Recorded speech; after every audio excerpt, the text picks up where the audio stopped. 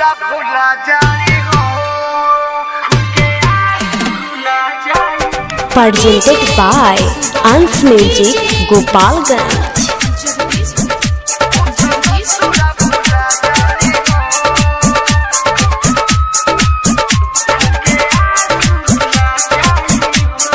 Presented by Anshubala Music। Ankush recording studio Jadupur बाजार। लागो तसत छूट जाई, लागो तसत छूट जाई, हमारा खुदा से खुला जाई हो जाके ससुरा भुला जाई हो, खुल के सुरुला जाई हो जान ससुरा भुला जाई गम के आंसू रुला जाई हो, जाके ससुरा भुला जाई हो। DJ Subhash Jagdishpur. Presented by Anshubala Music।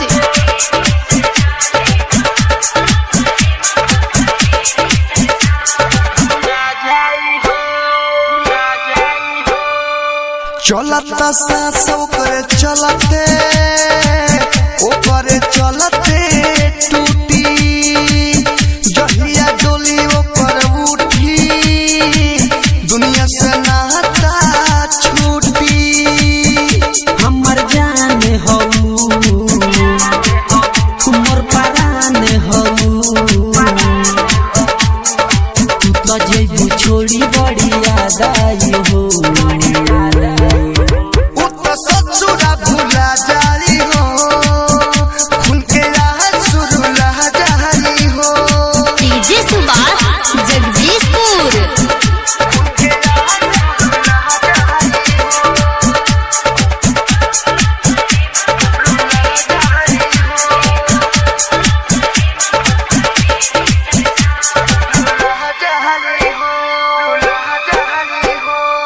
दुआरा बारात जहिया आई, ओह दिन माथा पागलाई, कोहे विदेशी लाल यादव दुआरा गोली चल जाई, धनु धर्मेंद्र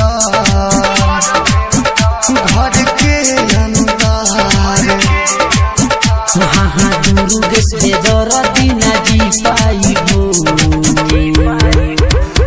ससुरा भुला जाई हो, खुल के आंसू रुला जाई हो।